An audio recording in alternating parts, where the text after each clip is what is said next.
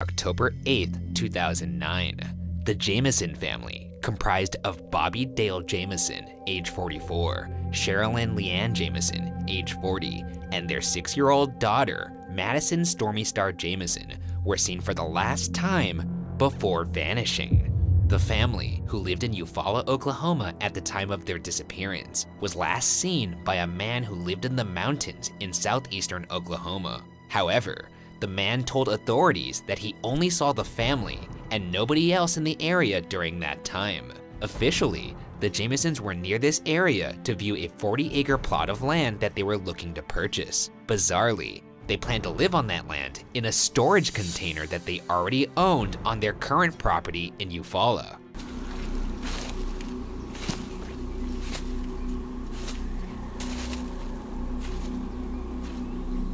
Hunters in a remote location in the woods, about a quarter mile away from the Jamisons' last known location, discovered the Jamisons' truck, abandoned and still locked.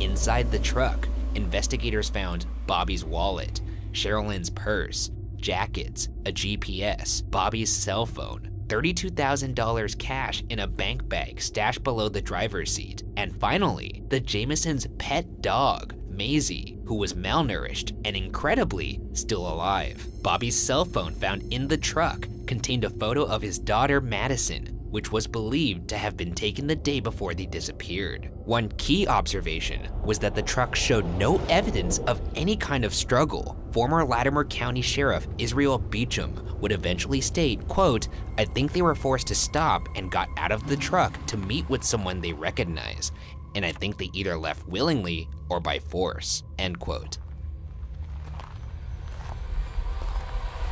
GPS unit in the truck indicated that the family had been farther up a nearby hill prior to the location where their truck and belongings were found. Investigators followed the GPS coordinates, and it's there that they found footprints. One day later, on October 17th, over 300 people, including authorities and volunteers, formed a large-scale air and ground search party. Unfortunately, the leads went cold, and the search for the Jamisons was called off. Which brings us to the case's second major and unfortunate discovery.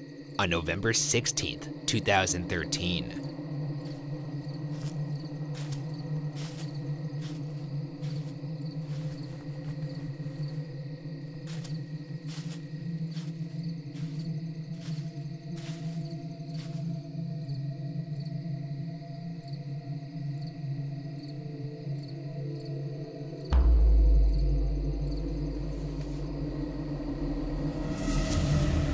Hunters were out scouting for deer hunting locations in the deep woods when they stumbled upon the partial skeletal remains of 3 bodies of 2 adults and 1 child. The remains were discovered less than 3 miles away from where the Jamisons had disappeared over 4 years earlier. The search by officials that followed would uncover shoes, bits of clothing, adult teeth, an adult arm and leg bones, and bone fragments. The bones would eventually be confirmed as the missing Jamison family unknown, possibly due to the fact that the skeletal remains weren't complete. Lanter stated that there was no evidence of trauma, though it couldn't be fully ruled out due to the incomplete remains. Lanter also could not rule out disease. There was also evidence of posthumous damage by animals. Lanter's final report on the case states the deaths occurred under suspicious circumstances. Mentioning from the investigation are a missing briefcase and a missing .22 caliber handgun registered to Sherilyn Jamison, both of which were never found. Let's provide some background on the 2 Jamison parents, Bobby and Sherilyn. Both Bobby and Sherilyn were not working at the time of their disappearance due to disabilities and were receiving disability checks. Bobby was on disability due to being in a car accident, though one thing worth noting is that Sherilyn's mother, Connie Cocotan, stated that she did not know of any settlement from the car accident that might explain the $32,000 in cash found in the Jamisons' truck. Neither Kokatan nor anybody else know where this money came from. Former Sheriff Israel Beecham, while on the investigation, stated that there, quote, doesn't appear to be any signs that the Jamisons were in trouble or looking to start a new life, end quote. One odd wrinkle to the case was security footage taken outside the Jamison home. The footage, according to Daily Mail, was from the day that they left and showed the couple making several silent trips between the car and their home as they methodically packed to leave. They were moving in a manner that Beecham described as, quote, trance-like. On the video, sometimes they would just stop and said, quote, normally, you can go through an investigation and one by one start to eliminate certain scenarios. We haven't been able to do that in this case. With this family, everything seems possible, end quote. And with that, let's get into the theories. The first theory is that the family simply got lost in the woods and died from hypothermia and exposure. In the days following their disappearance, the area where the Jamisons were last seen experienced heavy rains, albeit not rain strong enough to cause their deaths. A glance at the Farmer's Almanac for weather reports in the area at that time showed temperatures of merely 40 degrees at the coldest. As a reminder, the bodies were found only 2.7 miles from their truck. Is that the Jamisons' demise was a murder-suicide scenario? The investigation would turn up a suspicious letter that, according to one report, was 11 pages long and was found in the Jamisons' abandoned truck.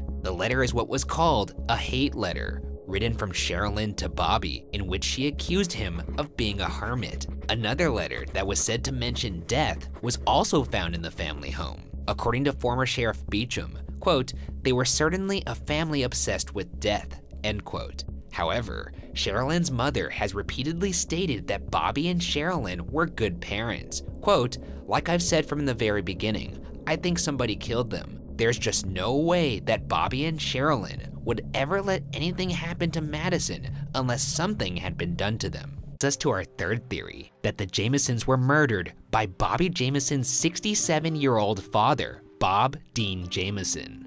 Earlier in 2009, approximately 6 months before the family disappeared, Bobby had filed a protective order against his father. Allegedly, Bob had threatened to kill Bobby and his family on 2 separate occasions, in November 2008 and April 2009. In the petition, Bobby did not detail how his father had made the threats. He did write that Bob had, quote, hit me with his vehicle, end quote, on November 1st, 2008. Bobby also wrote that Bob was a, quote, very dangerous man who thinks he is above the law, end quote, and that he'd been involved with, quote, prostitutes, gangs, and meth, end quote, footage. But former Sheriff Beecham said there was no evidence backing up the theory that the Jamisons used or dealt drugs. Yet, he also stated he could not rule out the possibility that drugs could have been somehow involved in the disappearance. To be fair, many have pointed out that the Jamisons likely would not have taken 6-year-old Madison with them if some kind of drug-related event was taking place. Has said that there were no suspects in the case. While investigating the disappearance, Beecham was quoted as saying, quote, a lot of investigators would love to have as many leads as we do. The problem is that they point in so many different directions, end quote. Perhaps one day, those leads will point in one clear direction. But for now, the case remains unsolved.